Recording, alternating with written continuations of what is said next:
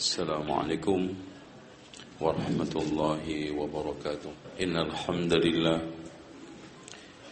نحمده ونستعينه ونستغفره ونستهديه ونعوذ بالله من شرور أنفسنا وسيئات أعمالنا. من يهده الله فلا مضل له ومن يضلل فلا هادي له. أشهد أن لا إله إلا الله وحده لا شريك له وأن محمدا عبده ورسوله. قال الله عز وجل: يا أيها الناس اتقوا ربكم الذي خلقكم من نفس واحدة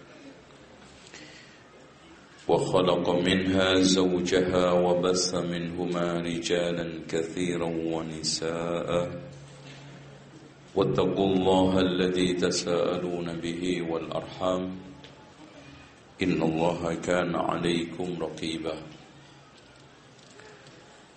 وقال عز وجل: يا أيها الذين آمنوا اتقوا الله حق تقاته ولا تموتن إلا وأنتم مسلمون. وقال عز وجل: يا أيها الذين آمنوا اتقوا الله وقولوا قولا سديدا يصلح لكم أعمالكم ويغفر لكم ذنوبكم ومن يطع الله ورسوله فقد فاز فوزا عظيما. فإن خير الحديث كتاب الله وخير الهدي هدي محمد صلى الله عليه وسلم وشر الأمور محدثاتها وكل محدثة بدعة وكل بدعة ضلالة وكل ضلالة في النار.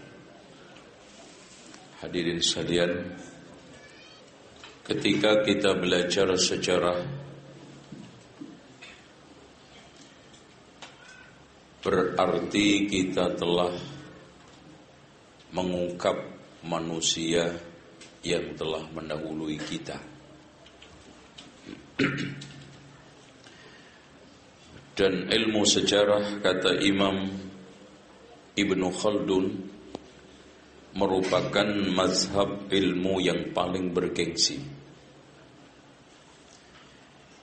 Karena kata Alan Nafis, seorang sarjana dan sekaligus sejarawan, sejarah adalah jembatan penghubung masa lalu dengan masa sekarang dan membuat pijakan yang benar untuk masa yang akan datang.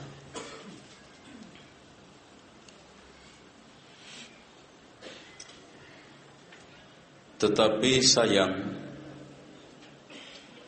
wabil khusus bangsa Indonesia dan secara spesifik umat Islam paling males belajar sejarah.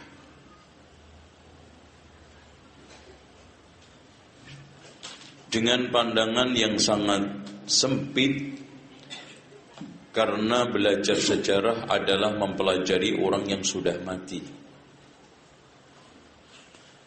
Makanya pelajaran paling mati dan tidak banyak peminat di sekolah adalah pelajaran sejarah. Padahal hadirin sekalian, sejarah itu merupakan ilmu yang paling bergengsi, manfaatnya banyak, faedahnya besar. Karena dengan sejarah kita bisa mengenali akhlak dan perilaku umat,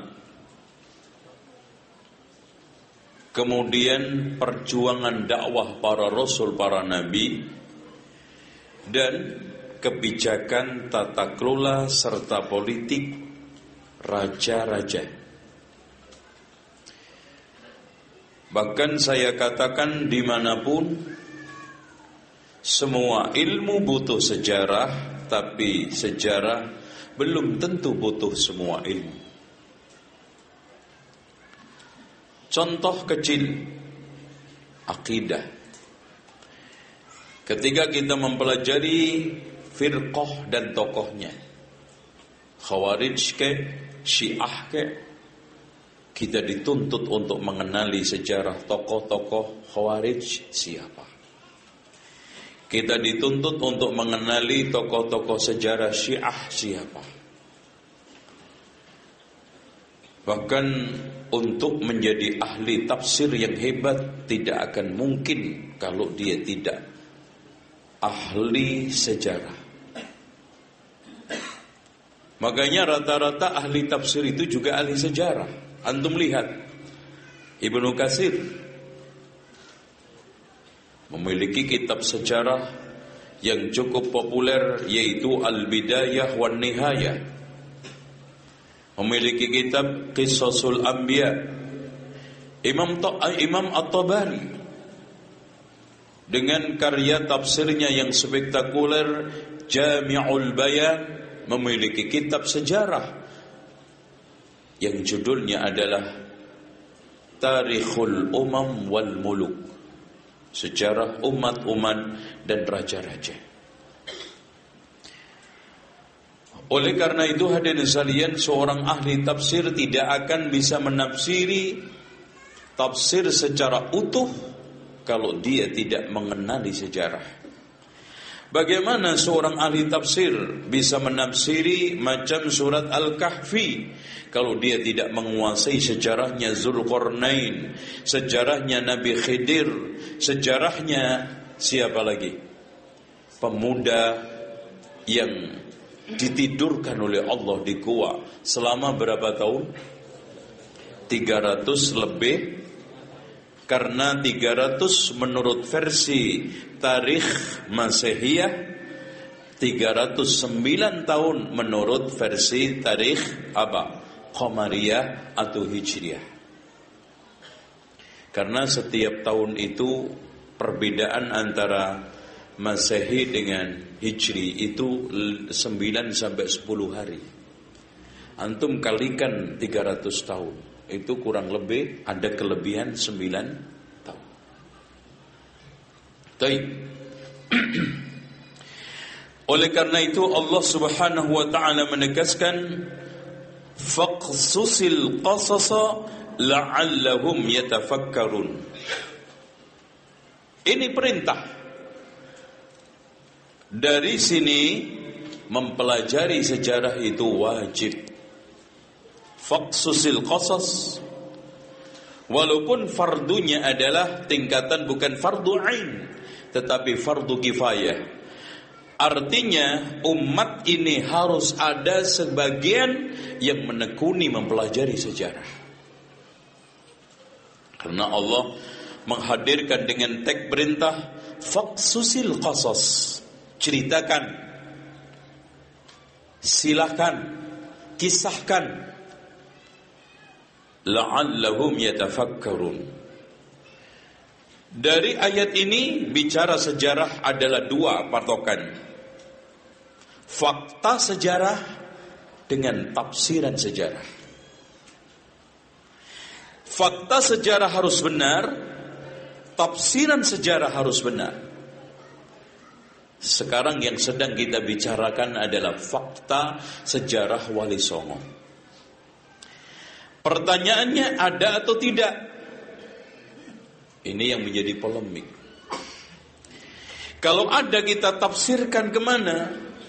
Karena ada selama ini Wali Songo ditafsirkan sejarahnya dengan tafsiran Hindu dan Buddha. Makanya antum bisa lihat di dalam bukunya, katanya Ahmad Mansur Suryanegara, halaman 10 Romawi. Bukan. Ya, sebentar. Maaf. Oke. Halaman 16 Romawi. Kata beliau, Wali Songo hanya didongengkan atas nama Islam, tapi isi ajaran tetap Hindu dan Buddha serta mistik. Saya ambil contoh. Bagaimana sekarang ketika muncul kisah Sunan Bonang, semua orang Jawa wabil khusus dan Indonesia secara umum, kalau sudah mendengar Wali Songo pasti buah kolang-kaling jadi emas. Itu yang dia kenal. Padahal Masya Allah Pak, semua sarjana Belanda mengatakan Sunan Bonang adalah rajanya ilmu. Oh Masya Allah. Dan kalimat ini bukan hanya isapan jempol. Kalimat ini bukan hanya sekedar pujian kosong tanpa fakta. Yang menjadi pembicara, waduh, HP ku ketinggalan di mobil. Ya. Ada kitab tulisan Sunan Bonang asli. Masya Allah. Dan tulisan ini hanya beberapa lembar menyebabkan 3 sarjana Belanda mendapatkan gelar doktor. Diteliti.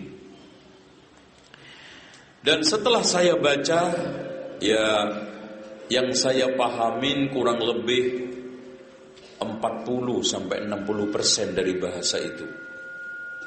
Ya bahasa Kawi. Sayang HP saya ketinggalan. Saya download.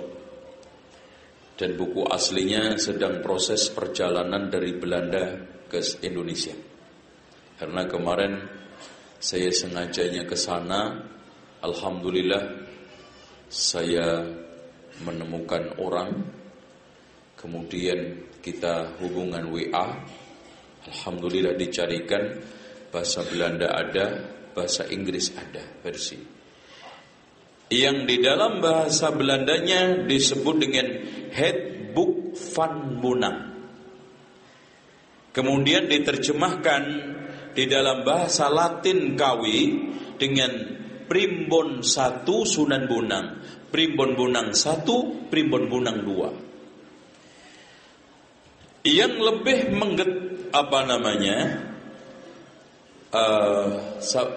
mengagetkan kita, ternyata hadirin sekalian, pemahaman Sunan Bonang sungguh sangat dalam tentang ahli sunnah wal jamaah. Kaget. Kalau antum baca fakta buku dari Handboek van Bonang, sulit untuk kita menceritakan tentang buah kolang-kaling, kita sandarkan kepada Sunan Bonang.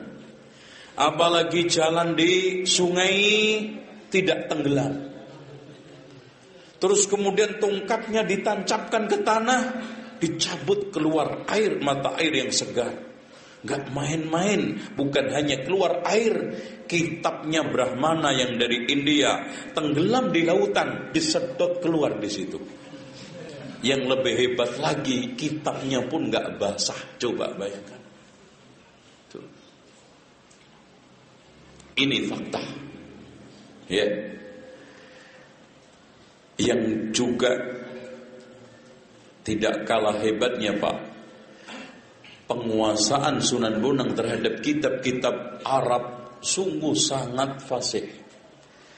Makanya Profesor Dr. Drewes mengatakan, penulis kitab ini adalah orang yang sangat fasih dan lancar bicara bahasa Arab. Walaupun bukan ulama, minimal bukan orang biasa. Ya.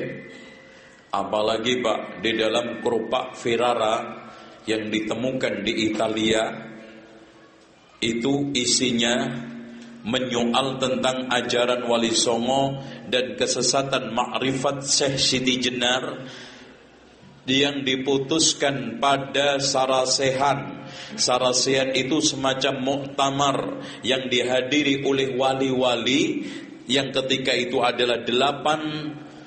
Di sana kita temukan daftar pustakanya tidak main-main. Di antaranya adalah Raudhatut Thalibin karya Imam An-Nawawi. Dan yang lebih hebat lagi, rujukan untuk mengambil sunnah-sunnah Nabi, rata-rata mengambil Syarhus Sunnah karya Imam Al-Baghawi. Masya Allah. Jadi para wali itu sudah kenal kitab-kitab itu, Pak. Ya, kalau zaman dulu kan untuk cari kitab gitu kan susah. Ya. Di dalam Handbook Van Bonang dijelaskan, Sunan Bonang mentahdir, menjelaskan akar bid'ah itu ada 12. Masya Allah, Pak. Beliau menjelaskan tentang Mu'tazilah, Batiniyah. Masya Allah. Kaget antum. Yang selama ini kayaknya kesannya main wayang, main gong gitu. Iya kan? Yang lebih hebat lagi, di akhir daripada wejangan Sunan Bonang, di dalam kitab Handbook Van Bonang, beliau mengatakan mitronisun sami-sami nira muslim. Karono siro-siro muslim sesamio,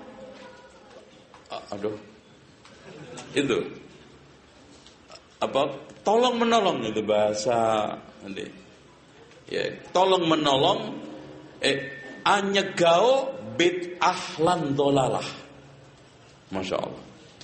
Jadi kita sesama muslim harus tolong menolong di dalam melarang bid'ah dan dolalah.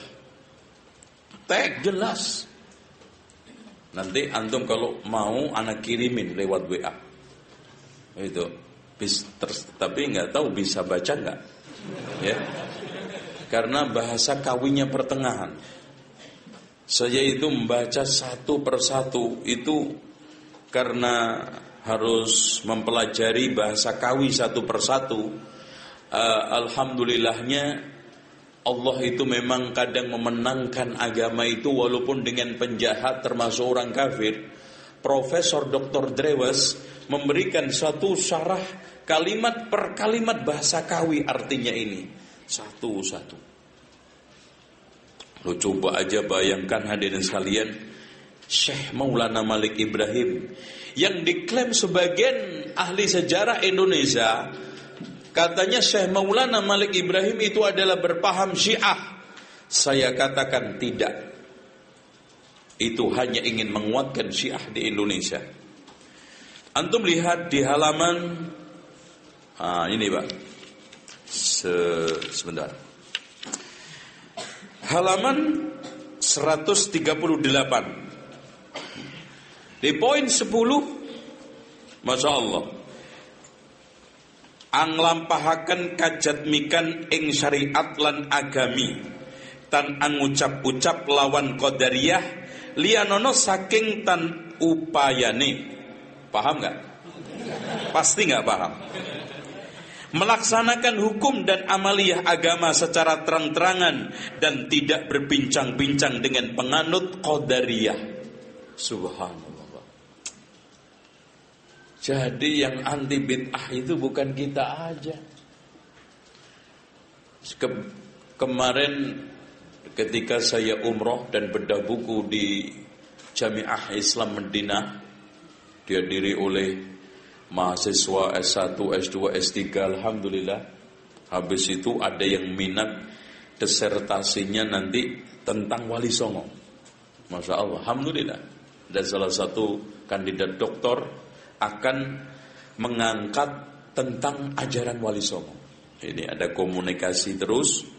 Dan beliau minta keropak Ferrara. Udah saya fotokopikan. Itu asli. Makanya saya bisa tegaskan Wali Songo itu ada otentik dengan dasar keropak Ferrara. Nah, saya tegaskan di tengah mereka ada yang kaget. Wali Songo terutama generasi awal adalah Salafi. Loh, kaget. Salafi. Dalilnya, ayo kita lihat di buku. Masya Allah. Antum lihat halaman 342. Coba buka bukunya, kalau nggak punya buku, buka kopiahnya. Ini sudah saya terjemahkan, artinya sudah saya ambil terjemahannya, asli bahasa Sangsekerta Jawa Kawinya tidak saya turunkan, ya. Jangan ragu dan jangan terkacaukan oleh pengetahuan yang sesat dan kafir, karena Rasulullah telah bersabda dalam hadis qudsi, besok jika telah mendekati akhir zaman, banyak para ulama dan orang soleh akan menjadi beku. Mereka berganti dengan bid'ah yang berlebihan, yang merongrong agama Islam. Banyak kata-katanya yang salah, sesat dan kufur. Mereka akan berbaur dan menjangkiti orang-orang mukmin. Tidaklah kekal dunia ini, maka hendaklah diketahui bahwa menjelang kiamat akan banyak yang meninggalkan agama Islam ini. Sedikit yang sempurna, yang tetap dalam Islamnya. Banyak yang Islam lalu menjadi munafik, menjadi Yahudi, menjadi seperti iblis. Dan ada yang menjadi sesat atau syirik, ada yang menjadi kufur dan kafir. Mas, kira-kira antum berani mengatakan Wali Songo sufi? Masya Allah. Kira-kira apalagi syariahnya? Dalam bidang syariah antum lihat lembaran berikutnya 343, bagaimana tingkah laku melaksanakan perintah Allah yang baik dan yang perlu yang terkecuali bagi semua orang, dari perbuatan lahiriah seperti sholat 5 waktu sehari semalam, puasa pada bulan Ramadan, membayar zakat sesuai dengan kemampuan bagi yang punya uang. Kalau toh disimpan ataupun dipakai sebagai modal, harus dibayar zakatnya secara jujur, dan dananya jangan diselewengkan. Jangan berdagang dengan alat-alat musik, sebab itu haram. Masya Allah. Masuk mas, ada wali main gamelan, ya. Jangan berdagang dengan alat-alat musik, sebab itu haram. Dan lakukan derma, sedekah, pergi haji, perang sabil, mandi dan mandi jinabat, membaca Al-Quran, melaksanakan sholat, menjauhi perbuatan-perbuatan mesum, pergi ke masjid dan ikut berkumpul dengan orang banyak untuk melaksanakan sholat Jumat. Wabah lagi mas.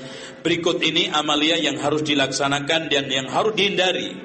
Dari amar ma'ruf nahi mungkar, yang dihindari yaitu memakan makanan haram secara fisik maupun hasil dari perbuatan haram, minum minuman keras, berjudi, merampas hak orang lain, menyakiti hati orang lain, menipu, menghasut, mengingkari janji. Allahu Akbar. Yang hebat Pak,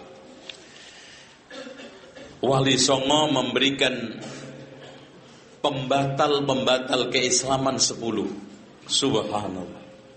Kayak sudah janjian sama Syekh Muhammad bin Abdul Wahab, padahal gak pernah ketemu. Wali Songo itu hidup pada abad 14-15. Syekh Muhammad bin Abdul Wahab abad berapa?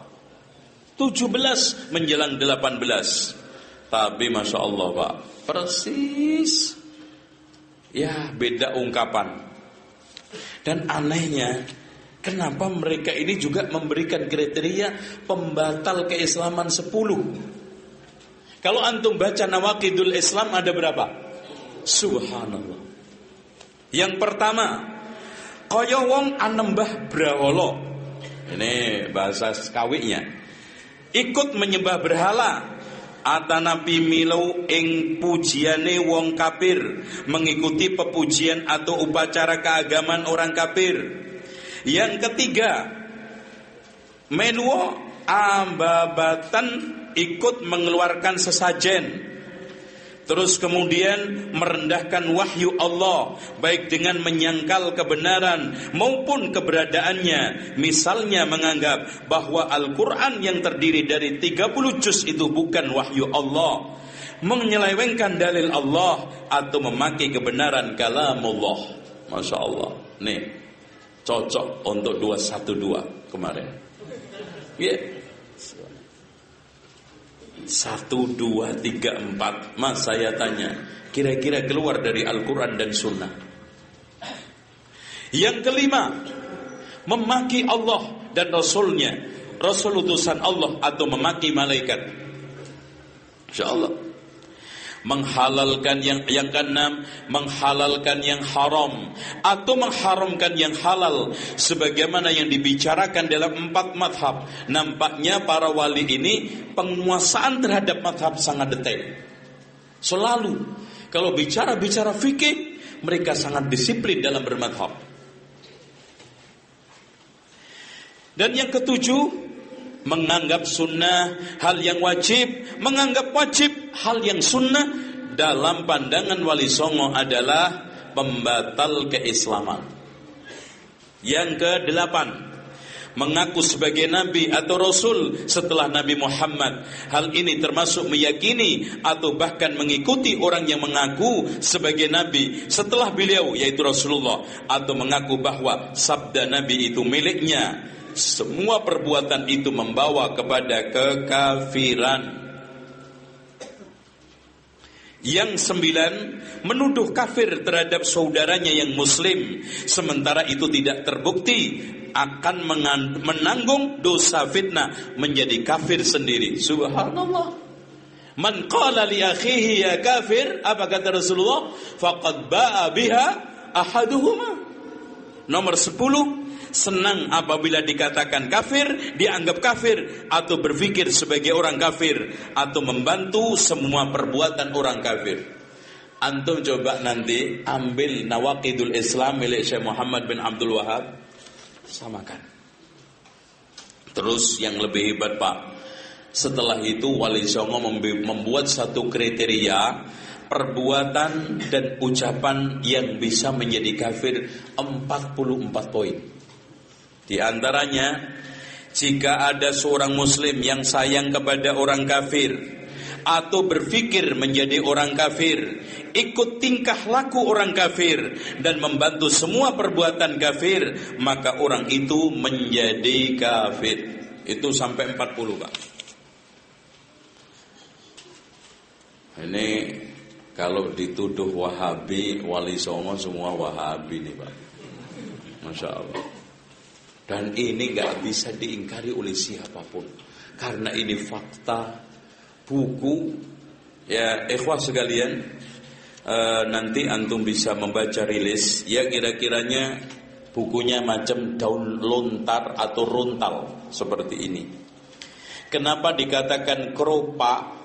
Karena lontar atau rontal itu dalam bahasa Italianya adalah keropak.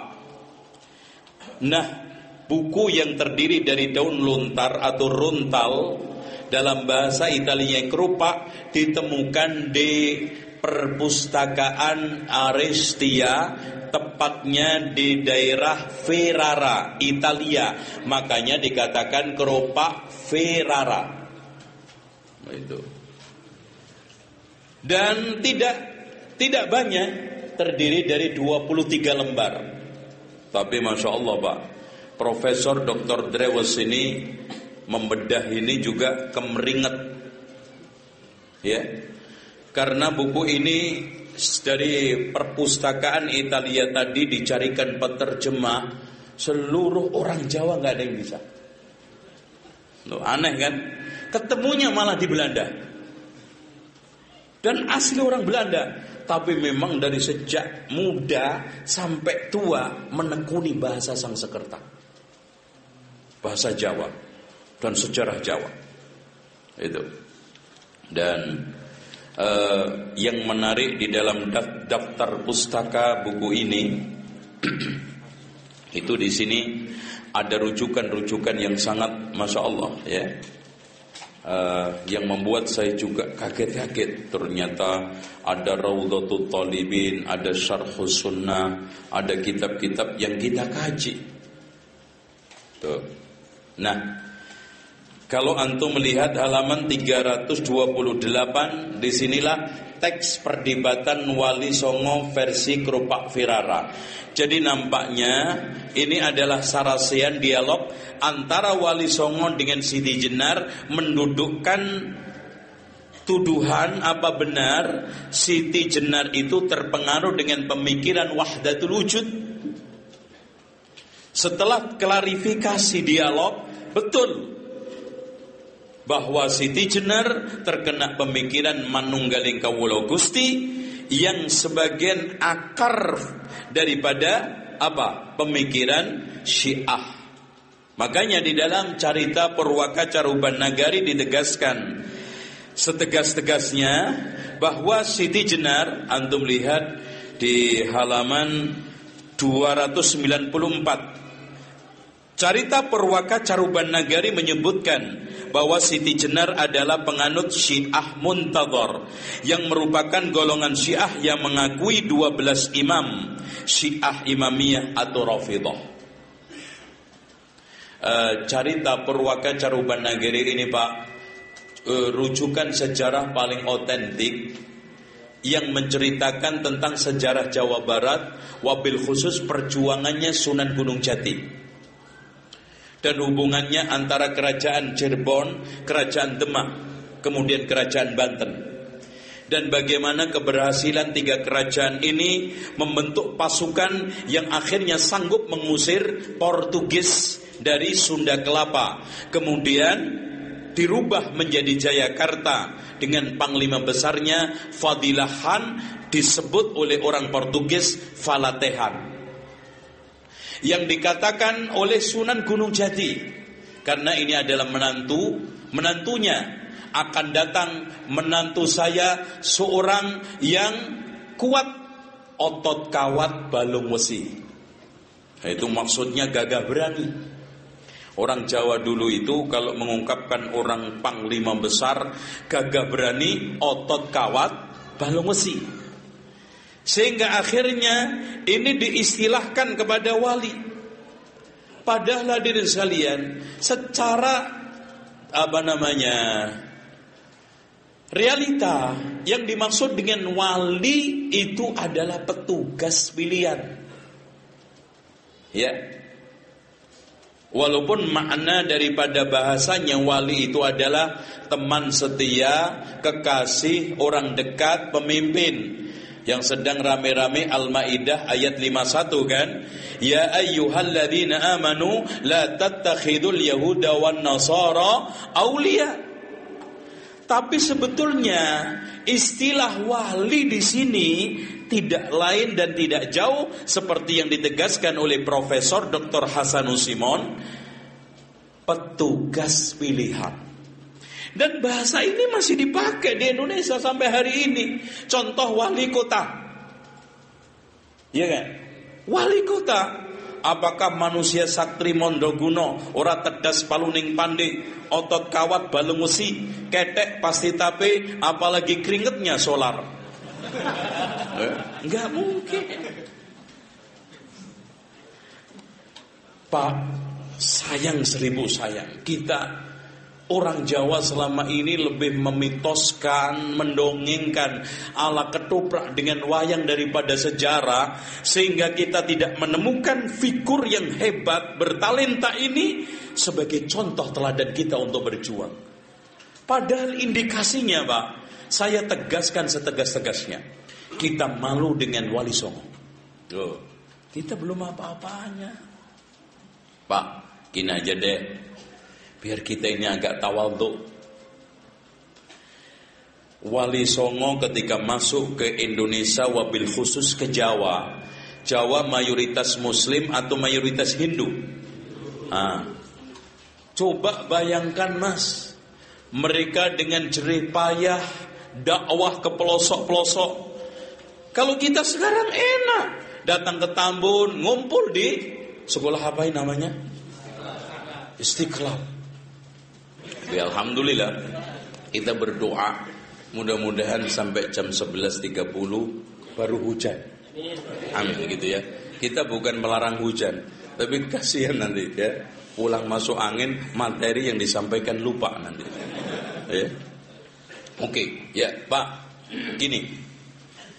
Kita alhamdulillah datang ke Sumatera, ngumpul sekian ribu tabligh, selesai. Coba bayangkan Syekh Maulana Malik Ibrahim datang ke Jawa, tepatnya di daerah Tandas. Tandas. Apa maknanya Tandas? Tandas itu bisa maknanya kering, bisa maknanya WC, kotor, kumuh. Makanya orang Malaysia kalau namain toilet apa? Tandas. Makanya ini kok daerah namanya aja jelek. Tandas toilet. Bentuknya juga nggak resik. Makanya dirubahlah supaya enak didengar, nggak resik. Iya. Ya orang lama-lama dengar-dengar nggak resik. Ya, itu, ya.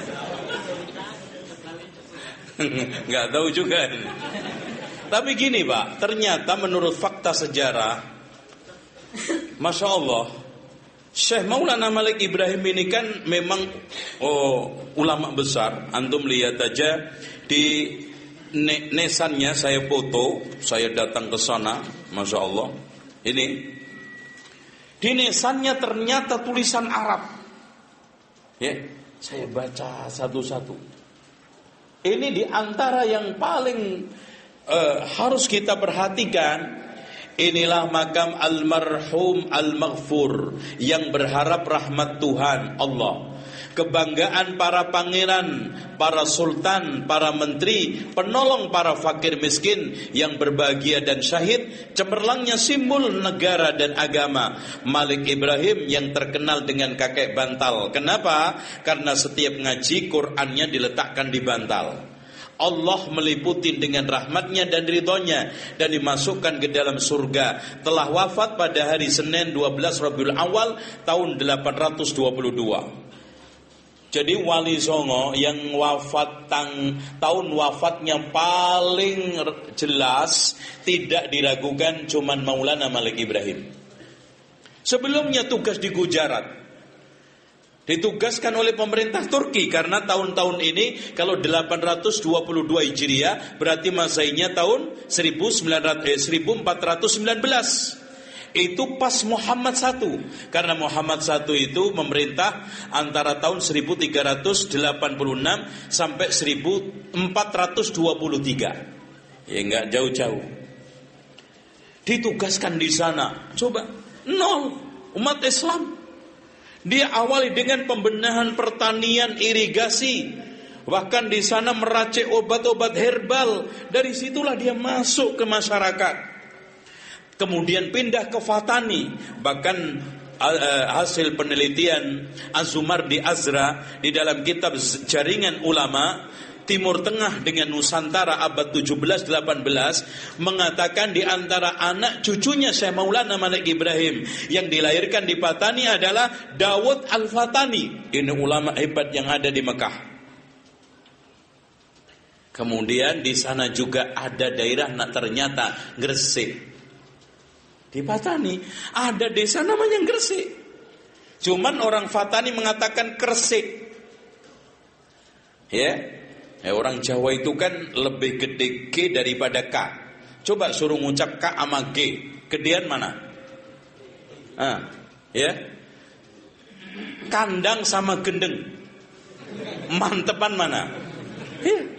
Gendeng loh, itu kan gitu. G itu ya. Coba ketika ngomong jahil, go, jangan diterusin ya. Itu pase. Memang G itu menonjol daripada K. Akhirnya beliau ke sana, tepatnya di daerah Fasucinan, mendirikan musola.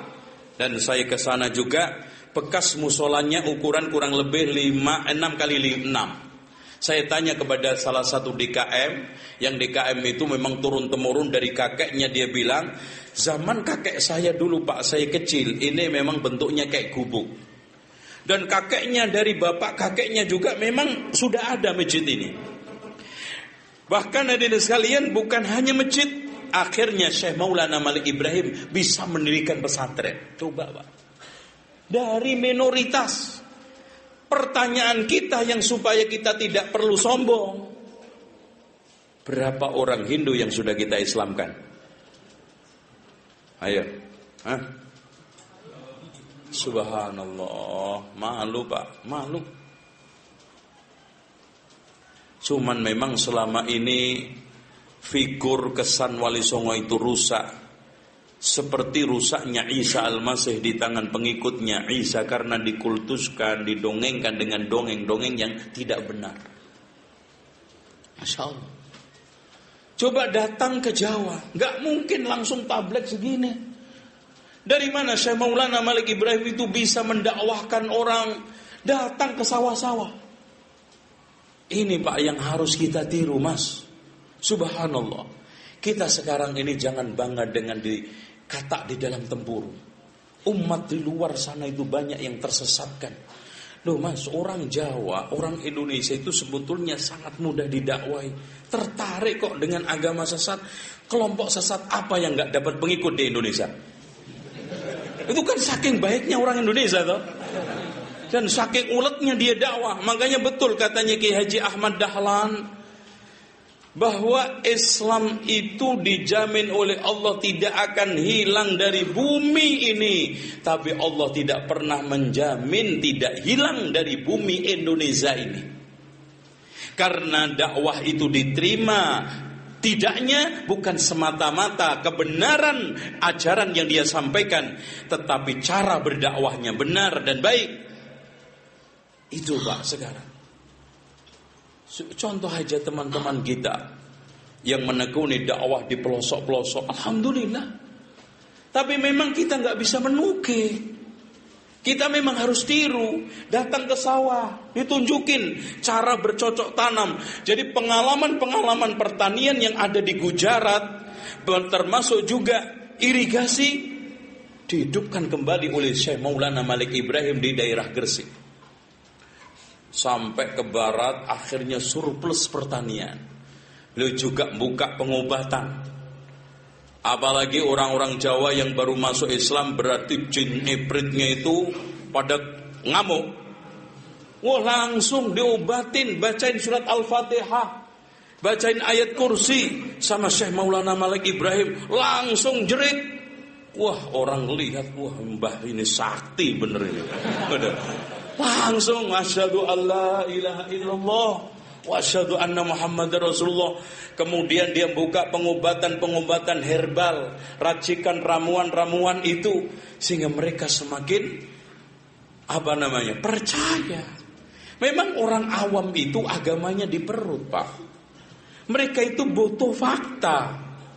Makanya dari sekalian, ketika zaman dahulu saat paceklik sulit hujan, mereka orang-orang Hindu Buddha itu melakukan upacara minta hujan dengan cara menyenangkan dewa hujan, membakar gadis. Dibakar hidup-hidup. Setelah datang Syekh Maulana Malik Ibrahim, dihajarin sholat istisqa. Wah, habis sholat hujan, Pak. Wah, ini sakti meneh iki, Pak. Aduh, Masya Allah. Coba bayangkan, langit cuma ditunjuk, padahal maksudnya berdoa begini. Wah, ngelihat dari jauh, itu Mbah Wali itu loh. Langit ditunjuk itu loh, Mas. Langsung hujan. Waduh. Diisukan ke sono sini, Mas Awes. Pokoknya melebu Islamai sama Mbah Wali Ibrahim. Semua akhirnya datang minta obat, dan sekaligus juga beliau membuka warung gratis lagi. Wah, orang Jawa itu kan paling seneng makan, gitu kan. Makanya di sini rahasianya kenapa dulu orang Jawa itu dikit-dikit selamatan. Itu apa aja selamatan. Karena memang berdakwah sesuai dengan kondisi psikologi masyarakat. Kalau zaman sekarang antum kumpulin pakai makanan juga sudah nggak zaman. Dulu Masya Allah, sampai subhanallah Pak, dulu beli cempe itu anaknya wedus itu loh. Itu aja diselamatin kok, ya kan? Selamatan, dikit selamatan. Makanya kalau ngikutin terus melarat. gitu. Habis duitnya. Itu. Subhanallah. Ini hikmah.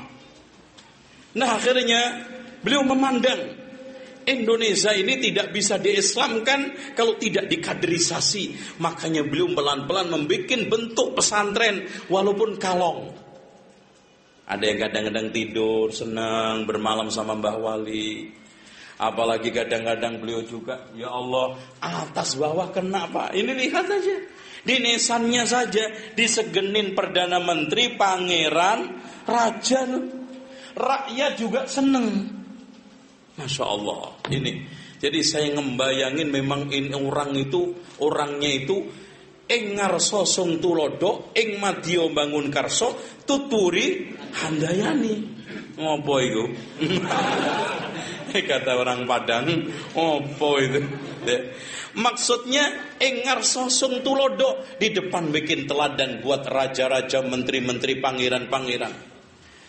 Approach pendekatan. Makanya hadirin sekalian, kita berdakwah ke atas ini gak bisa berhadapan-hadapan, apalagi membentukkan benturan. Kita harus lakukan pendekatan. Saya di beberapa medsos kan menggulirkan anti demo. Terus terang Pak, kita tidak ikut demo bukan berarti tidak membela Islam, tapi sudah ada konotasi kesimpulan yang menyesatkan. Siapa yang gak mandi di sungai gak mandi, walaupun saya mandi di telaga. Itu paham gak yang gue omongin tinggi banget ini? Ya? Ya. Jadi mereka itu menyimpulkan kalau gak mandi di sungai gak mandi, walaupun mandi di telaga airnya jernih. Hadirin sekalian, kita sekarang melakukan pendekatan, melakukan approach. Inilah yang dilakukan dai-dai dulu. Bagaimana ketika beliau ingin mengislamkan Ongkowijoyo. Nah inilah, akhirnya dia meminta temannya Raja Cermain. Jadi perlu diketahui dulu Campa itu setiap daerah itu ada raja. Kalau kita lihat simpelnya, raja-raja di Campa dulu itu seperti daerah federal. Masing-masing daerah itu ada raja, persis seperti yang sekarang di Malaysia. Per daerah itu ada raja-raja, nanti ada raja tingginya. Makanya Sunan Ampel itu nikah sama bapaknya Ibrahim Samarkandi, dan di sini ada terkacaukan oleh sebagian penulis Wali Songo antara bapaknya Sunan Ampel yaitu Ibrahim Samarkandi dengan Maulana Malik Ibrahim. Ini disamakan padahal beda. Nanti kita akan sampai ke sana insyaallah. Kemudian beliau membuat pesantren. Nah dalilnya Pak, beliau punya pesantren. Lihat di halaman wejangannya beliau, di halaman 141. Di akhir daripada wejangan beliau yang 25, demikianlah hendaknya dalam persahabatan bersikap adil juga harus diperlakukan terhadap anak cucu dalam menyantuni dan menjaganya, dalam hal makanan dan tempat tinggal sama keadaannya. Jika mempunyai murid banyak, hendaknya sama-sama diberi kasih sayang, diperhatikan dan jangan dihinakan. Ini kesan sangat, ya walaupun kita tidak mendapatkan bukti arkeolog bekas-bekas pesantrennya dan juga data tekstual, tetapi dari nasihat wejangan ini nampak sekali Syekh Maulana Malik Ibrahim itu punya murid banyak, walaupun pesantrennya model pesantren kalong, pulang pergi. Makanya beliau membuat satu pesan, jika mempunyai murid banyak, hendaknya bersikap sama-sama diberi kasih sayang, diperhatikan dan jangan dihinakan. Masya Allah. Nah, beliau berusaha untuk menggait Raja Cermain untuk mengislamkan Raja Mojopahit yang tidak lain adalah Ongkowijoyo. Ongkowijoyo ini sebetulnya tidak pernah disebut-sebut oleh ahli sejarah, penulis sejarah Jawa Tengah. Bahkan yang banyak dan disinyalir oleh ahli sejarah, Ongkowijoyo ini tidak lain yang dimaksud adalah Wikramawardhana. Wikramawardhana ini akhirnya nanti jatuh, diserang oleh Girindrawardhana. Girindrawardhana ini Raja Keling, yaitu Kediri, anak cucunya Jayakatwang, ya, yang kemudian akhirnya mencematkan dirinya dengan nama Brawijaya VI. Kemudian dia dibunuh oleh panglimanya. Lalu setelah itu panglimanya balik dibunuh. Akhirnya panglimanya juga sempat dibunuh oleh Udoro. Maka anaknya panglima tersebut menjadi Raja Mojopahit yang memberikan satu titel Brawijaya ke-7 yang tidak lain adalah Udoro. Ini soal masalah kerajaan ini kita tidak banyak sampaikan. Kita lebih menekunin soal masalah dakwah. Ternyata hadirin sekalian, untuk mengislamkan Raja Ongkowijoyo ini tidak berhasil. Yang akhirnya beliau menolak Islam, tapi tidak menghalangi Syekh Maulana Malik Ibrahim untuk berdakwah. Tuh coba bayangkan Pak. Yang perlu kita sekarang ini sadari, yang perlu sekarang ini coba kita gali. Kenapa ada seorang dai sampai raja non muslim aja segan? Itu loh Pak. Hubungan lobby.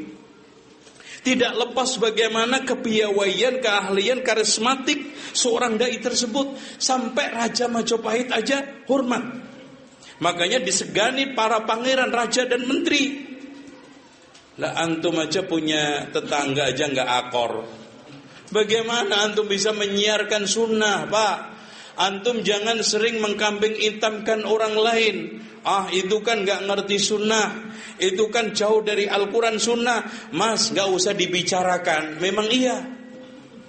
Tapi bagaimana usaha kita untuk mendekatkan mereka ke Islam, mendekatkan mereka ke sunnah, minimal simpatik dengan dakwah antum, tidak memusuhi dakwah antum, seperti Syekh Maulana Malik Ibrahim. Sampai raja aja nggak memusuhi kok. Bahkan dikasih tanah, ya, tanah-tanah yang di sekitar Gresik itu semua dikasihkan kepada Syekh Maulana Malik Ibrahim. Akhirnya dari sekalian beliau wafat dikagumin oleh lawan, oleh kaum muslimin, disenangi oleh umatnya, tapi juga disegani oleh lawan-lawannya. Lalu hadirin sekalian, karena tidak ingin putus dakwah di Jawa ini, maka umat Islam mendatangkan tokoh berikutnya, yaitu Sunan Ampel.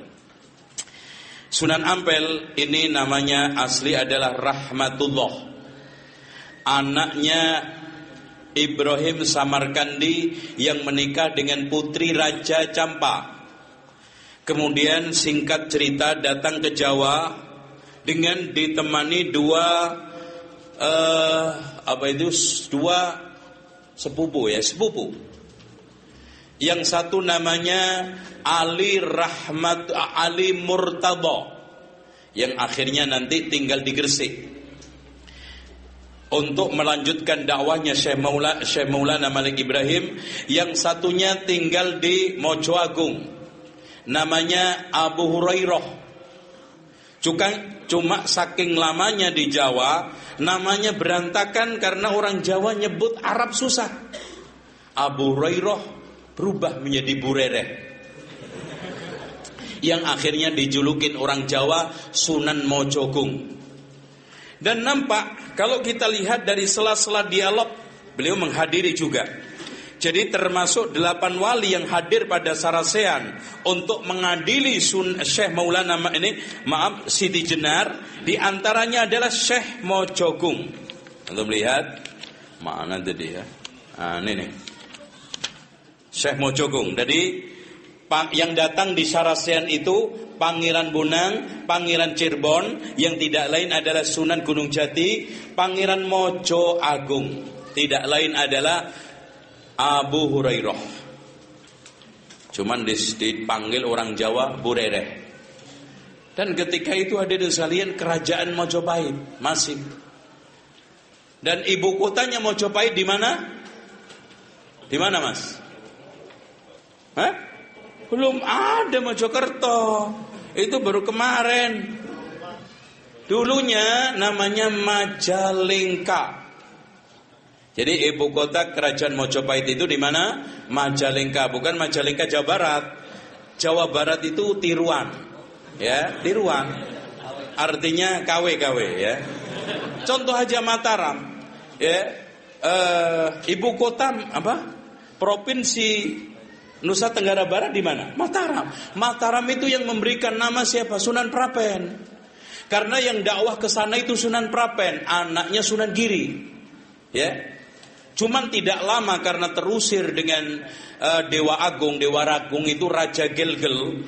Kemudian akhirnya terpelanting sehingga baru ngajarin sholat 3 pulang, nggak balik lagi. Makanya di Lombok itu ada sholat kenal 3 telu waktu. Sholat cuman maghrib, duhur, sama subuh. Itu duanya belum diajarin. Iya, karena mereka pelan-pelan diajak ke masjid. Cuman sayang Sunan Prapen tidak melanjutkan. Dan di dalam sejarah NTB jelas. Dan semua orang NTB yang tahu sejarah, Sunan Prapen itu adalah masyhur. Bahkan panutan orang Lombok dari masa ke masa. Makanya antum lihat bahasa-bahasa Jawa itu masih kental di Lombok. Antum kalau manggil orang Lombok, iya apa? Nggih. Mana ada enggak orang Lombok? Nggih. Nggih. Itu. Bahasa apa nggih? Jawa. Dan banyak istilah-istilah. Ya, cuman Dewa Agung ini kuat, bahkan penyerangan-penyerangan ini membuat pasukan Sunan Prapen ini tidak berdaya, akhirnya kembali ke Jawa. Nah, hadirin sekalian, Ali Murtadho pun namanya berubah. Makanya kalau tanya orang Gresik, Ali Murtadho siapa, nggak ngerti. Sunan Gresik baru ngerti. Nah, kalau antum nanya, Pak, di sini ada nggak Sunan namanya Ali Murtolo? Nah, tahu baru. Ali Murtadho jadi Ali Murtolo. Itu. Inilah dakwah. Jadi Sunan Abu Hurairah dakwah di daerah sekitar Mojokerto sekarang. Kemudian Sunan Gresik Ali Murtadho dakwah di sekitar Gresik. Kemudian Sunan Ampel di sekitar Surabaya. Masya Allah. Lihat Pak pengaturan strateginya. Jadi gak sekarang gerombol. Ya, mangan gak mangan sepenting ngumpul. Enggak. Dibagi strategi. Makanya kalau kita lihat wali di Jawa Timur itu kenapa 5, kemudian di Jawa Tengah 3, di Jawa Barat 1. Ini katanya Ahmad Mansur Surya Negara, ini merupakan suatu strategi. Kenapa? Karena di timur ini masih daerah gelap, hitam. Hindu Buddha sangat kuat, makanya diperkuat dai-dai di sana. Kalau Jawa Tengah sudah agak netral, apalagi sering kena dai-dai dari barat. Tapi kalau dari Jawa Barat, ini sudah banyak dai-dai di sana. Apalagi dari Sumatera, sehingga tidak butuh banyak wali. Apalagi di Tupang 2 sudah, yaitu Syekh Sultan Hasanuddin yang tidak lain adalah anaknya Sunan Gunung Jati. Ya. Menikah dengan putri Raja Banten Winahon, kemudian Kawungaten punya anak 2, Winahon sama Hasanuddin. Hasanuddin nanti punya anak lagi namanya Syekh Muhammad Yusuf. Syekh Muhammad Yusuf punya anak Abul Mafakhir. Abul Mafakhir punya anak Sultan Tirtoyoso. Sultan Tirtoyoso memiliki menantu namanya Syekh Yusuf yang sangat terkenal keilmuan dan kepahlawanannya ketika mengusir penjajah Belanda. Oh, itu urutannya sana. Kalau Sunan Gunung Jati aslinya dia apa?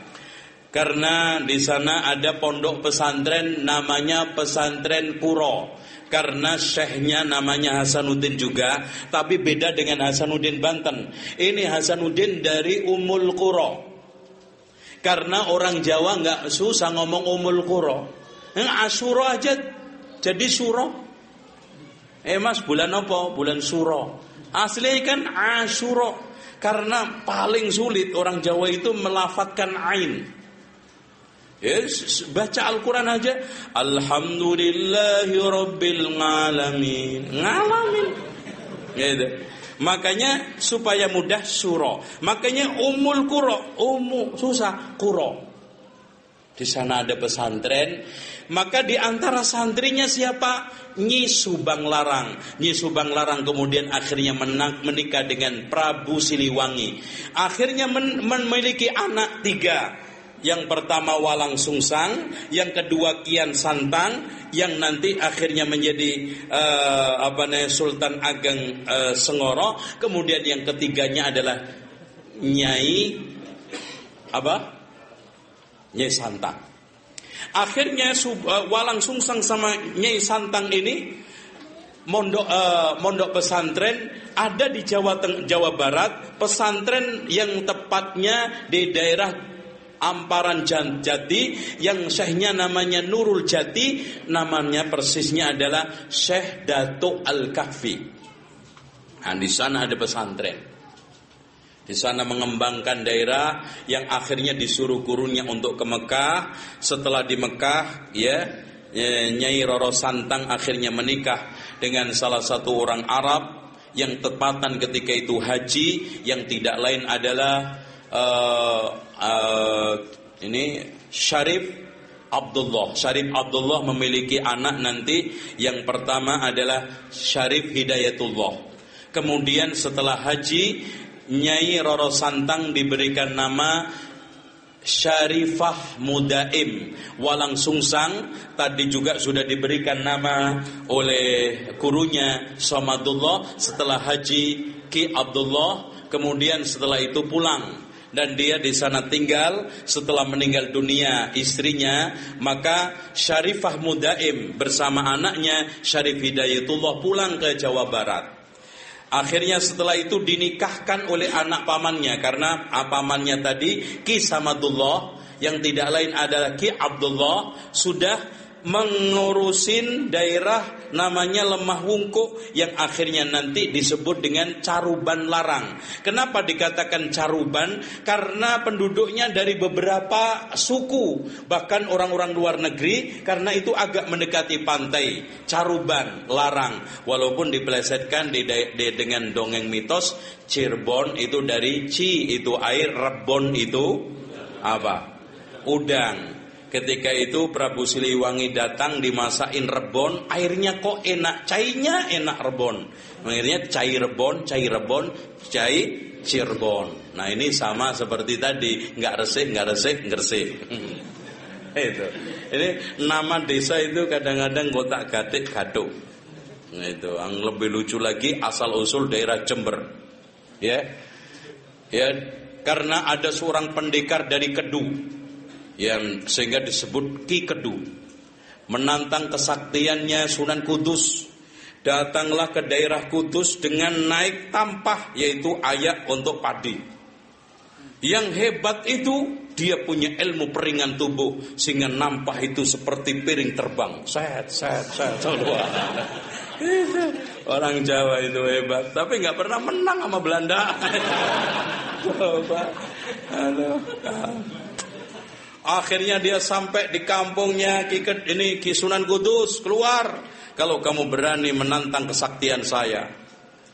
Sambil meledek, di atas rumahnya ternyata Sunan Kudus ketika itu sedang zikir khusyuk di masjid.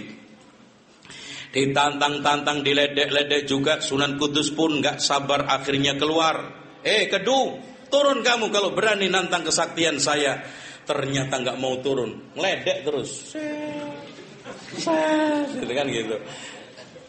Tanpa ngomong dan bicara panjang, langsung ditunjuklah tampah tersebut. Oleng, Pak. Oleng. Akhirnya terjatuhlah di daerah kotor Jember. Makanya sejak itulah daerah tersebut dikatakan Jember, Comberan. Itu bohong gitu. Masya Allah, ya.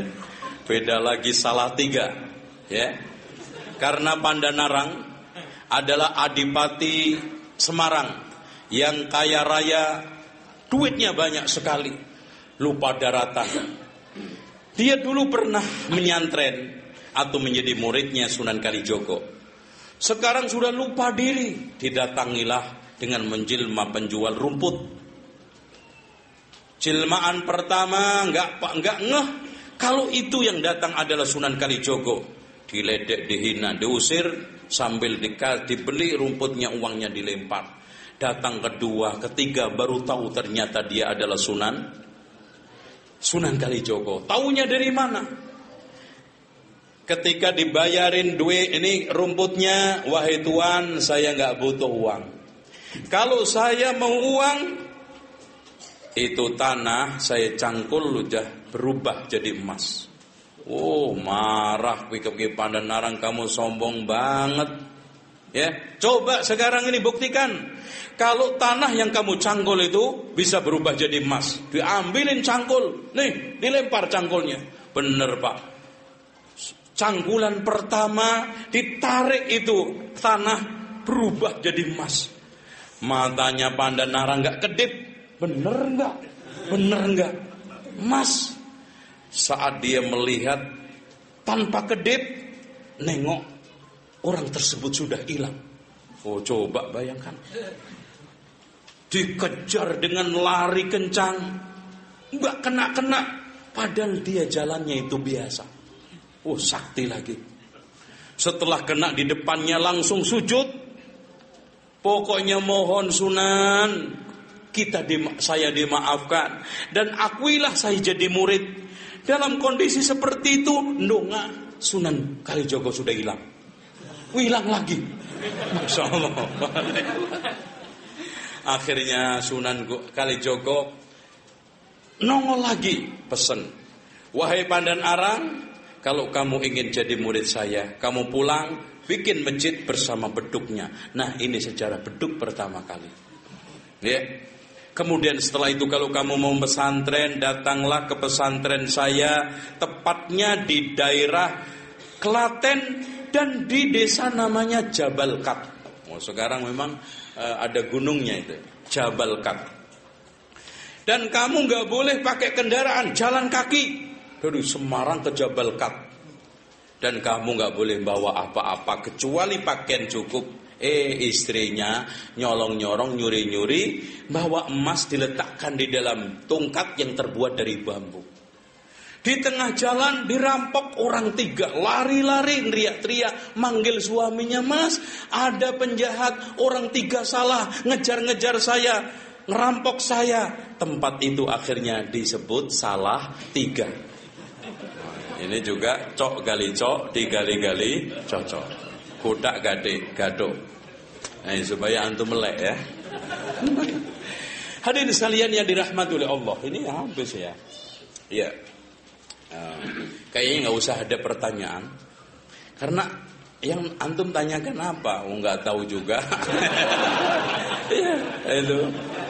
Ya, oleh karena itu kita lanjutkan. Coba sedikit. Hadirin sekalian, setelah Raden Rahmat berdakwah, mendakwahi raja ketika itu, karena ternyata raja ini Mojopahit juga pamannya sendiri, karena menikah dengan bibinya, yaitu adiknya ibunya, yaitu Raja Campak, putri Raja Campak, adiknya yaitu Darawati. Untuk diislamkan ternyata gagah. Walaupun sekarang Raja Brawijaya V tidak mau masuk Islam, yang namanya adalah Kertawijaya, beristri 2 muslimah, yang satunya adalah Darawati dari Campak, yang satunya putri Cina yang nanti menjadi ibunda Raden Patah. Itu ya. Akhirnya dan sekalian dia diberikan keleluasan untuk dakwah, yaitu di Ampel Dentok, yaitu di daerah Ampel yang sekarang ini tinggal masjidnya dan tinggal makamnya. Namun hadirin sekalian, lagi-lagi orang Jawa itu sejarawan Jawa, kalau sudah ngusut sejarah nggak nyambung, disambung dengan mitos.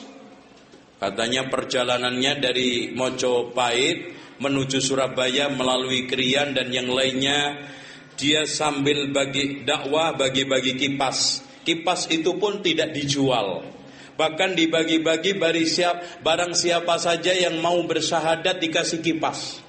Dan ajaibnya kipas itu kalau dibuat untuk ngipasin tubuh, apalagi sedang pilek batuk, langsung batuknya sembuh. Masya Allah. Potrek nggak laku. Ya, Masya Allah. Akhirnya di sana dia bangun masjid. Lagi-lagi mitos. Ketika bangun masjid, orang-orang pada meragukan, jangan-jangan kiblatnya Masjid Ampel ini keliru. Sementara yang ditunjuk oleh Sunan Ampel, ahli penetapan kiblat adalah Mbah Sun Haji. Akhirnya Mbah Sun Haji juga, kesel juga gue dituduh-tuduh gak ahli. Orang-orang di sekitar kampung dikumpulkan. Sekarang kalau kamu meragukan keahlian saya, sekarang lihat di arah paimaman, di arah imam dibolongin, dilubangin. Setelah itu orang disuruh lihat dari lubang, ternyata Ka'bah tembus, Pak. Lihat itu. Subhanallah. Setelah itu orang-orang pada terkagum-kagum dengan keahlian Mbah Sun Haji, dan sejak itulah diberikan gelar Mbah Bolong. Karena bolongin tembok langsung tembus ke Ka'bah, bolongin dinding. Dan ini jelas mitos, Pak. Karena dari bentuk bumi melengkung aja nggak mungkin lihat, belum lagi ada hutan ada ini. Dan kamera Lembang Bandung aja, Mbak, nggak nyampe, Pak, kecuali pakai Google. Itu kan gitu. Dan dulu belum ada Google. Gitu. Yang lebih hebat lagi adalah Mbah Soleh, tukang sapu. Setelah masjid selesai, maka Sunan Ampel ngangkat tukang sapu yang namanya Mbah Soleh. Rajin nyapu, kalau nyapu bersih ngalahin vacuum cleaner. Namun setelah mati ternyata masjidnya kumuh. Mbah Ampel ngeluh, coba kalau Mbah Soleh masih hidup, masjid nggak kumuh seperti ini. Tiba-tiba Mbah Soleh hidup dari pangimaman itu. Tidak selang lama mati lagi. Mbah Ampel ngeluh lagi, kalau seandainya Mbah Soleh ini masih hidup, masjid tidak kumuh seperti ini. Hidup lagi sampai 8 kali. Akhirnya Sunan Ampel meninggal dunia. Tidak selang lama Mbah Soleh mati lagi yang ke-9. Akhirnya di kuburan di situ ada kuburan 9. Ya betul. Apakah ini fakta? Ternyata pernah digali, yang ada isinya cuma 1. Karena pernah Oki mengadakan kajian arkeologi, termasuk yang digali adalah Masjid Demak. Saya ke sana kemarin 2 kali, bahkan yang keduanya sambil tablek di Demak. Bahas buku ini, Pak, saya juga deg-degan. Tableknya itu di masjid dekat banget dengan Masjid Demak. Waduh, aman gak ya saya? Alhamdulillah ternyata panitianya itu ada salah satu ustadz lulusan Medina. Bapaknya dulu itu imam besar Masjid Demak. Alhamdulillah. Terus kemudian panitianya itu teman-teman semua yang ngurusin masjid. Alhamdulillah saya bisa naik ngelihat pohon ini, tiang tatal. Sebetulnya bukan tiang tatal, tiang balok. Segede-gede gini. Kalau tatal kan segini. Ya. Ini mitos, katanya Masjid Demak itu dibangun semalam. Coba bayangkan, Pak. Insinyur mana yang bisa? Ini sama seperti Prambanan. Sehari semalam, coba. Masya Allah. Apalagi lebih hebat lagi patung Roro Cunggrang itu. Candi Roro Cunggrang. 1000 patung semalam. Masya Allah. Padahal di Pramuka itu bikin patung kepala tok seminggu. Ketak-ketik gak selesai-selesai itu. Nah itu loh. Padahal setelah saya lihat konstruksi, coba Pak bayangkan kehebatan wali-wali di dalam masalah arsitek. Saya melihat Masjid Cipta Rasa itu tiangnya itu banyak sekali, tingginya rata-rata 20-25. Coba belum ada kren loh, Pak. Ini teknik untuk mendirikan, untuk apa sih? Memberdirikan apa? Ngedekno. Memang bahasa Jawa itu enak ya. Itu fanatis nih. Itu kan butuh satu keahlian teknik khusus. Kalau sekarang zaman ada kren enak, Pak. Dan tiang tatal itu 4 tiang. Padahal yang dikatakan kan wali 9 masing-masing bikin 1 tiang. Sampai hari ini tiangnya 4, Pak. Loh kan? Makanya saya kritik di sini, kenapa kebohongan ini dibiarkan? Katanya tiang tatal dibungkus takut dicongkelin, padahal segini-gini siapa yang nyongkel? Dan untuk bikinnya pun dibantu oleh hewan-hewan, orong-orong, kadal. Coba kodok, Masya Allah. Aduh, Masya Allah. Saya masuk, subhanallah. Saya teliti, penelitian saya itu begini Pak. Kesimpulannya sementara. Inilah kehebatan Sunan Kalijogo, memang ahli arsitek. Karena yang membangun Masjid Cirebon, Cipta Rasa itu juga arsiteknya Sunan Kalijogo membawa tukang dari Jawa Timur 500 orang. Kenapa? Karena semua pengurus Masjid Demak itu, Masjid Raya Demak mengatakan kemungkinan besar tanah masjid ini dulu lautan. Kenapa? Karena ketika digali itu banyak kerang-kerang. Berarti di sini tanahnya labil supaya tidak terjadi ambruk. 4 tiang ini salah satunya dibikin balok supaya lentur. Subhanallah. Hebat loh mereka. Itu. Bapak-bapak moyang kita dulu terlepas dari agamanya. Mas, bikin Borobudur itu gak mudah. Ya, bikin candi Prambanan gak mudah. Tapi ya tadi dikisahkan khurafat. Ya, ini juga. Nah, tiang balok itu ternyata balok itu disusun dengan begitu cantik, bagus, dan subhanallah Pak, tingginya itu sampai 20 meter. Utuh itu. Karena dulu belum ada tukang pasah ya. Rata-rata utuh semua. Jadinya kelasnya Masya Allah. Itu kalau boleh saya ambil Masya Allah. Betul rumah. Itu bagus-bagus. Sampai di Cirebon juga begitu. Ini mereka ahli arsitek. Itu. Dengan demikian hadirin sekalian dibangun. Masjid itu pun fungsinya untuk kumpulnya mereka. Untuk membahas tentang masalah-masalah kaitannya dengan dakwah. Yang kehebatan Wali Songo juga ya ikhwan, coba bayangkan. Mereka itu berdakwah dari mulai minoritas menjadikan orang Jawa mayoritas. Nggak main-main Pak, sampai punya negara. Antum sekarang punya RT? Loh, antum jangan sombong. Antum jangan puas. Pak, nggak kecil loh Pak. Peran merubah dari kerajaan Mojopahit Hindu Buddha. Kalau Islam ke Islam enteng. Itu estafet. Okay? Ini dari kerajaan Mojopahit Hindu Buddha menjadi kerajaan Demak Bintoro dengan sultan pertamanya siapa? Raden Patah, yang keduanya adalah Patiunus, yang ketiganya Trenggono. Setelah itu terpuruk jatuh. Sampai bisa mengusir Portugis, Pak. Akhirnya beliau Panglima Besar Patiunus meninggal di mana? Lautan Utara. Karena dia itu ahli nyebrang. Karena untuk menyerang Sunda Kelapa itu harus punya kapal. Dan kapalnya saya teliti Pak. Ya, karena kapalnya Patiunus ini ternyata ahli pembuat kapal, bahkan dipesan oleh Raja-Raja Malaka. Makanya setelah saya meneliti ke sana, kapal yang ahli bikinan Patiunus adalah Jung. Jung itu kapal yang bentuknya melengkung. Itu beliau punya 40. Hebat. Sering. Makanya disebut dengan Pangeran Sabrang Lor. Karena memang dia ahli melaut di lautan utara. Menuju Sunda Kelapa, menuju Sumatera, Malaka, bahkan sampai ke daerah-daerah mana? Hadramaut, Yaman. Bahkan pelayaran kita sudah sampai Afrika. Dan itu sudah saya zaman dulu. Antum lihat di Borobudur, ada kapal nggak? Ada gambar kapal. Memang nenek moyang kita itu memang aslinya ahli pelayaran. Kenapa? Karena asal usul nenek moyang Indonesia itu siapa? Terutama Jawa, Tartar. Dan Tartar itu siapa? Nabi Nuh kan punya anak 3. Sam melahirkan bangsa Semit, Sumaria, Persia, Romawi.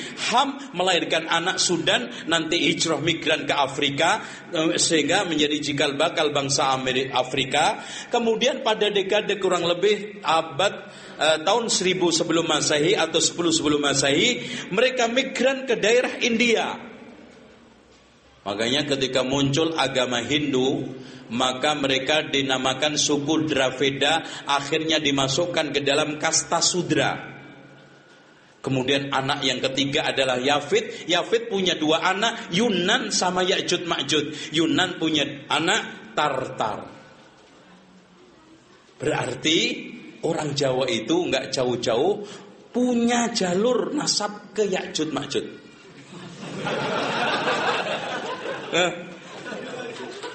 Gimana? Nah, ini fakta sejarah. Ana nggak main-main, ana buktikan. Bahkan yang meneliti ini adalah profesor Tom Raffles, ahli sejarah dari Inggris yang dulu pernah menjadi gubernur Inggris di Jawa. Beliau mengatakan asal muasal nenek moyang orang Jawa adalah Tartar. Tartar itu anaknya Yunan. Yunan itu adiknya Ya'jud Ma'jud. Aduh, puas? Makanya itu jangan petentang ya. Diusut-usut ya Allah. Nasabku Ya'jud Ma'jud. Ya. Kalau orang Arab kan diusut-usut Ismail, diusut-usut Ibrahim, lumayan gitu loh. Diusut-usut Ken Aro, Ken Dedes. Ya paling enggak Tartar Ya'jud Ma'jud.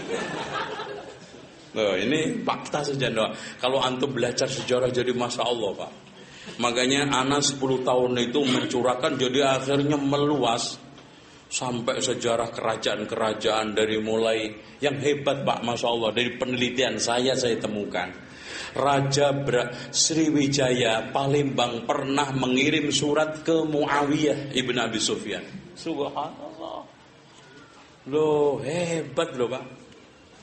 Jadi nggak benar katanya supaya itu senuk horgonya bahwa Islam masuk ke Indonesia itu abad 13. Ini distorsi.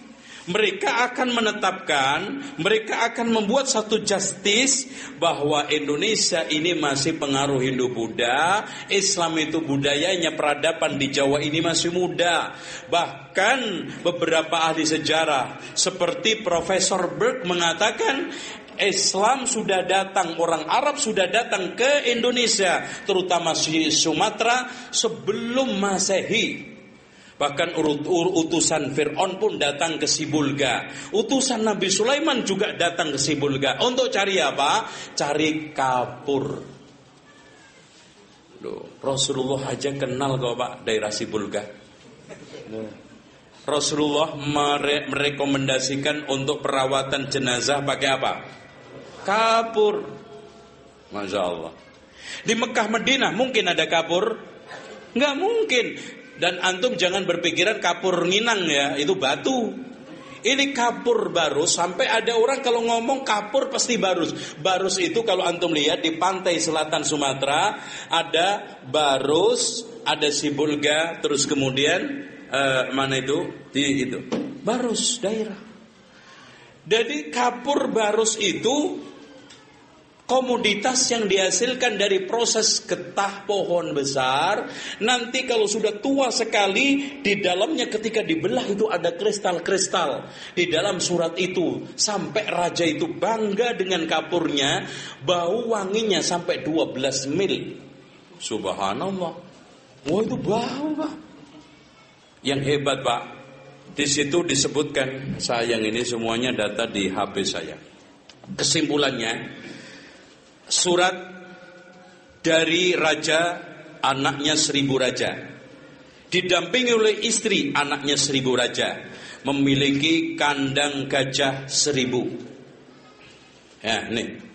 Dan tempat kerajaannya, istananya dibangun terbuat dari emas perak yang terletak di antara 2 sungai. Mas, antum kalau ngelihat Sungai Musi, nanti menjelang ke lautan bercabang menjadi apa? 2. Di situ kerajaannya. Yang menghasilkan gahru, kayu wangi, dan beberapa kayu-kayu istimewa, dan kapur yang baunya 12 meter. 12 mil. Wahai Tuhan raja, ini raja Arab yang tidak menyekutukan Allah. Masya Allah, di surat itu, ila malikil Arab la yushriku billahi syai'a. kepada raja Arab yang tidak syirik, hendaknya engkau mengutus utusan untuk mengajarkan aku Islam. Masya Allah. Raja Brawijaya, kerajaan Sriwijaya berdiri tahun berapa Pak? Pasti nggak ngerti. Dan yang lebih hebat lagi Pak, ya kalau mereka berdirinya kurang lebih abad ke-7 ya, tahun 679. Nah, di sana juga ada surat Raja Kalengga. Kerajaan Kalengga itu tepatnya di mana? Di antara daerah itu loh Pak, Lasem, Rembang, di sana Jepara. Ngirim surat kepada siapa? Nggak main-main Pak, Umar bin Abdul Aziz. Dan dua surat ini saya temukan di kitab yang otentik. Satu kitab ditulis oleh Jahid di dalam Kitabul Hayawan, yang satunya di dalam Al-Iqdul Farid ditulis oleh Ibn Abdul Rabbi.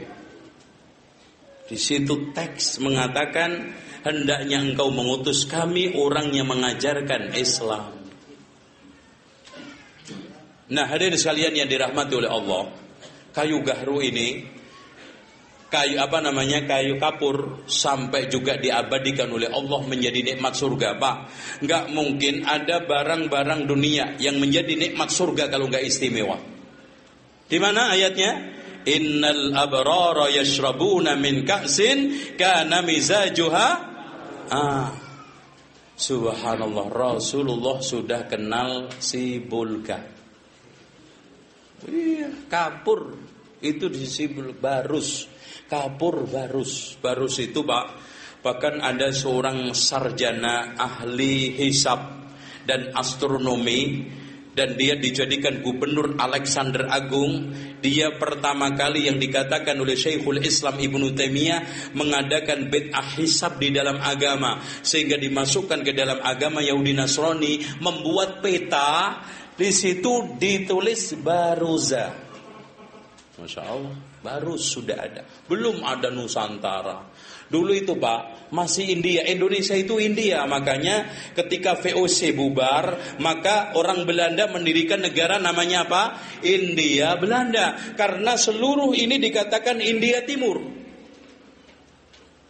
Indonesia itu baru lahir kemarin. Siapa yang pertama kali menamakan Indonesia?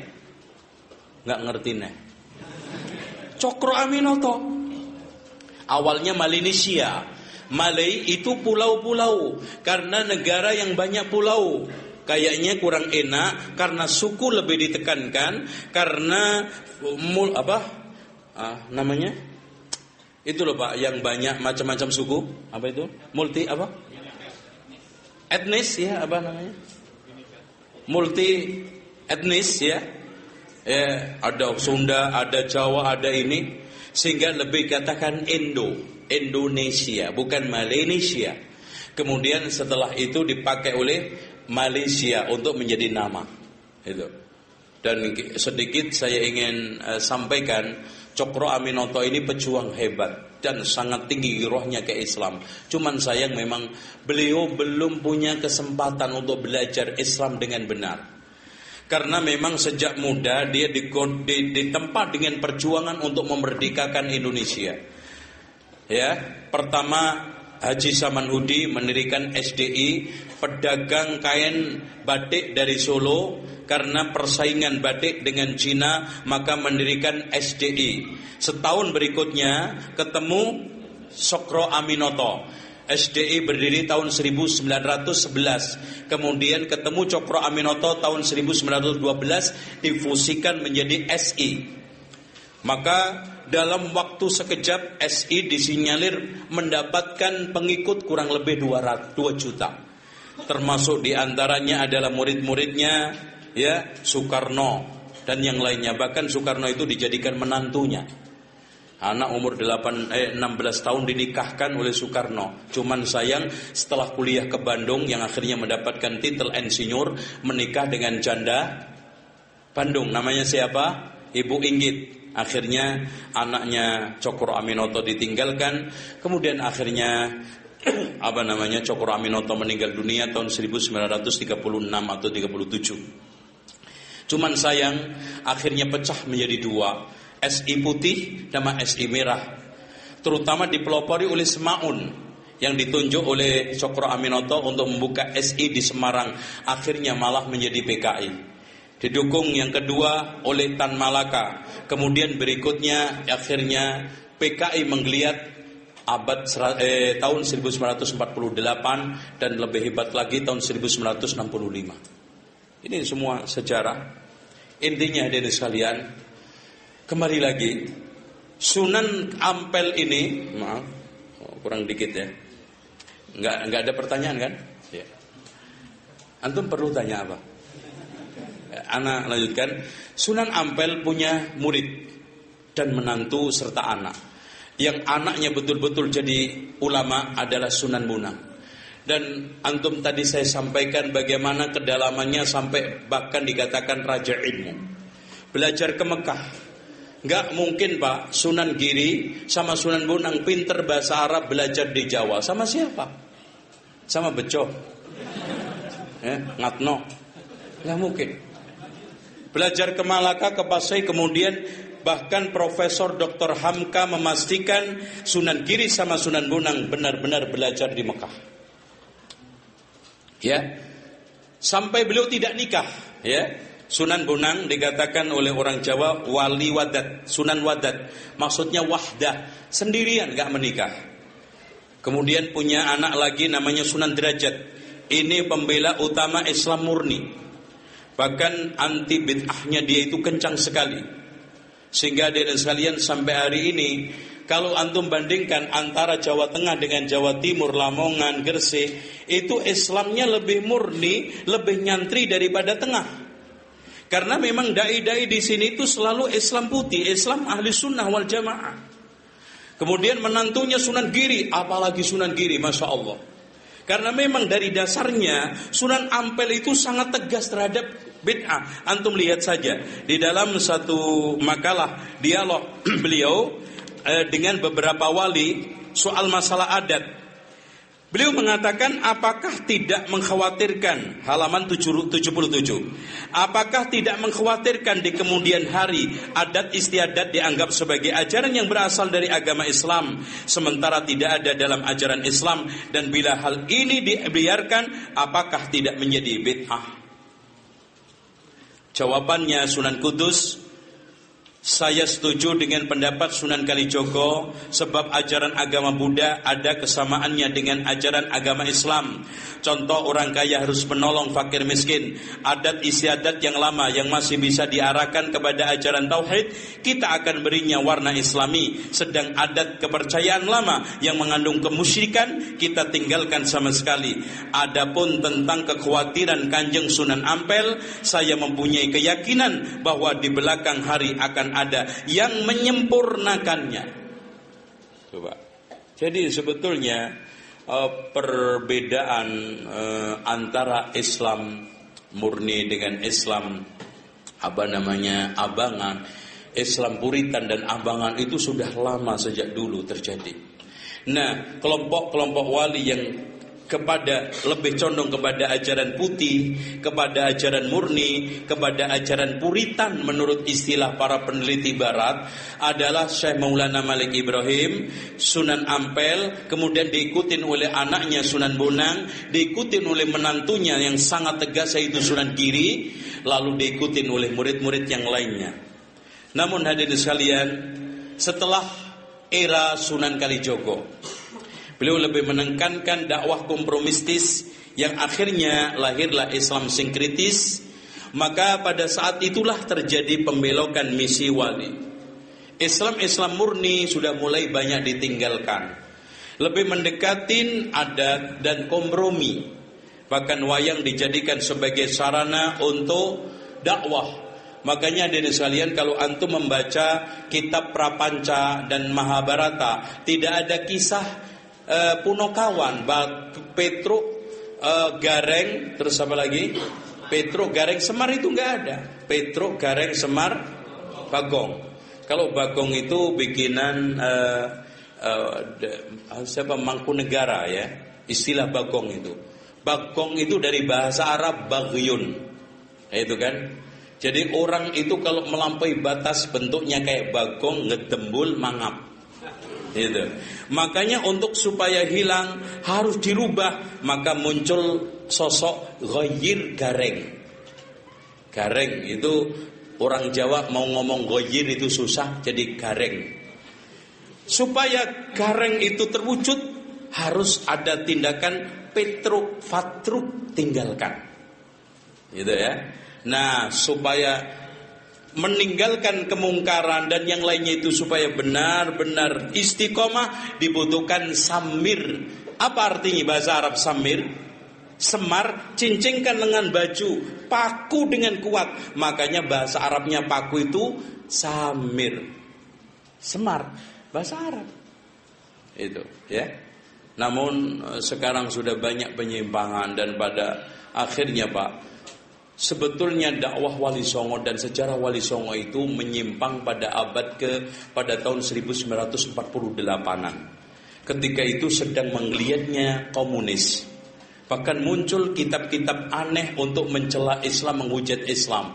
Seperti serat Siti Jenar muncul, serat Darmo Gandul muncul, serat Gadolojo muncul. Bahkan karya-karya aneh yang sekarang ini melecehkan dakwah Wali Songo itu banyak. Dengan demikian hadirin sekalian, sebetulnya dakwah Wali Songo itu awalnya berpijak kepada Al-Quran dan Sunnah.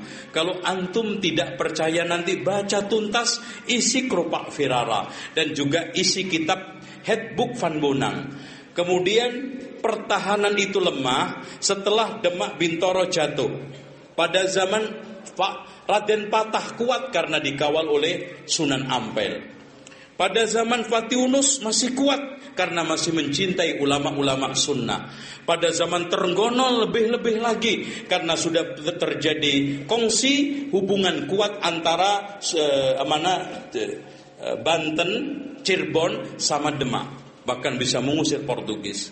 Namun setelah Demak Bintoro jatuh, bahkan setelah ambruk yang akhirnya dipindah oleh Joko Tingkir ke Pajan, Joko Tingkir mencanangkan agama resmi kerajaan adalah Manunggaling Kawula Gusti. Dan anehnya didukung oleh Sunan Kalijogo. Sejak itu dakwah dan misi Wali Songo berbelok arah. Nah, sejak itulah hegemoni agama dan kekuasaan yang lebih kental dengan Manunggaling Kawula Gusti dan mempertahankan kejawen mulai kuat. Apalagi dilanjutkan dengan Mataram Islam. Lebih melanggengkan itu semua. Dan puncaknya pada zaman Amangkurat I. Dia memiliki prinsip yang aneh. Kalau saya Tuhan, maka semua yang saya lakukan adalah benar. Dan rakyat harus takut kepada raja seperti takutnya kepada Allah. Dan dia karena pembisik-pembisik dia, maka dia bermusuhan dengan ulama-ulama yang mengembangkan ahli sunnah wal jamaah dari kiri ke daton. Akhirnya dengan beberapa orang-orang Syiah yang rutin rajin memberikan masukan-masukan, bisikan-bisikan negatif, maka puncaknya Pak, inilah yang sekarang saya katakan sejarah hitam Syiah Indonesia.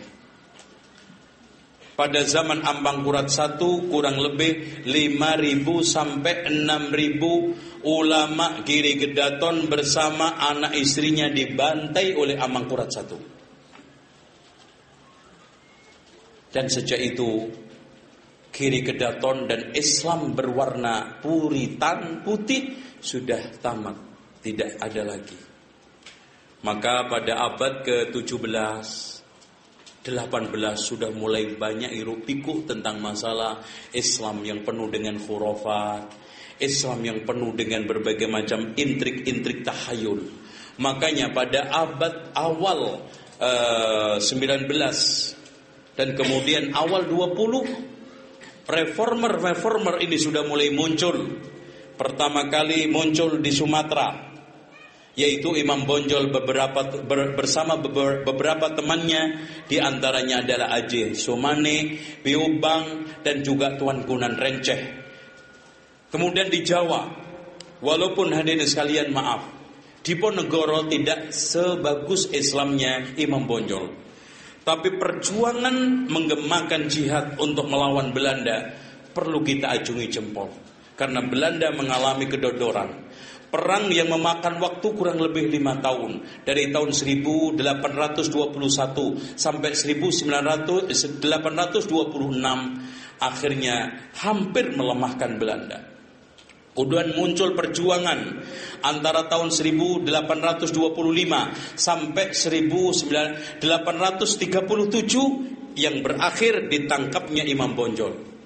Kemudian dibuang ke Padang, masih banyak pengaruhnya. Dibuang ke Cianjur, masih banyak pengaruhnya. Akhirnya dibuang ke Ambon, kemudian akhirnya ke Manado, meninggal di sana. Begitu juga Diponegoro dibuang ke sana bersama beberapa teman-teman pejuangnya seperti siapa? Pangeran Mojo. Pangeran Mojo ini Pak, akidahnya ahli sunnah wal jamaah salah. Pokoknya jenggotnya segini. Masya Allah. Antum tahu nggak gambarnya? Itu. Makanya di sini kita harus ingat sejarah. Cuma ada di sekalian, maaf, kaum muslimin sekarang di tengah persimpangan ini, anak akhiri. Islam bisa hilang dari Indonesia Pak. Antum kalau terus-terusan begini, seperti yang dikatakan oleh Kiai Haji Ahmad Dahlan tadi, Allah tidak menjamin Islam bertahan di Indonesia kalau kita tidak dakwah dengan cara benar. Sejarah membuktikan, antum lihat, Islam menguasai dan memimpin Andalusia berapa tahun? 800 tahun. Dari tahun 75 Hijriah sampai 879 Hijriah. Masya Allah. Sekarang tinggal berapa persen? 0,5%. Dikuasai siapa? Orang kafir. Islam tinggal 0,5%. Kita kemana-mana sulit cari masjid, sulit cari makanan haram. Nggak usah jauh-jauh kita ke Andalusia. Campal yang dulu 99% Muslim, raja-rajanya dari abad ke abad Muslimun, sekarang dikuasai siapa? Nggak main-main komunis. Umat Islam tinggal berapa persen Pak? 0,5% juga. Kalau kita tidak benar-benar berdakwah, kalau antum berpikir untuk antum mah, antum sebentar lagi juga mati. Itu. Tapi untuk anak cucu kita, Islam 40 tahun lagi, 80 tahun lagi. Itu. Dan tren Islam itu hilang sudah jelas. Orang sekarang sudah tidak banyak memperhatikan Islam yang murni, malah yang murni dimusuhi, yang dibela yang palsu. Kemudian orang sekarang hedonisme, materialisme, menciptakan mental-mental mudah untuk dibeli dan dibayar, sehingga maju tak gentar membela. Kemudian hadirin sekalian, kemajuan intelektual dengan spiritual tidak seimbang, dan munculnya berbagai macam kemungkaran. Coba dugem, tempat-tempat mesum, sudah tidak ada lokalisasi. Di sekitar kita sekarang sudah narkoba berkeliaran. Di sekitar kita pelacuran berkeliaran. Hancur moral kita. Kalau dulu Pak, kemerdekaan itu banyak didorong oleh pemuda-pemuda. Sekarang pemuda kita sudah hancur. Sudah tidak ada lagi. Pemuda kita semangatnya kalau diajak konser. Pemuda kita semangatnya kalau diajak yel-yel bola. Pemuda kita semangat kalau pacaran, minimal makan. Nah itu semangat. Kalau disuruh diajak mikir Islam, belajar Islam, ya Allah, baru 1/4 jam aja pantat panas.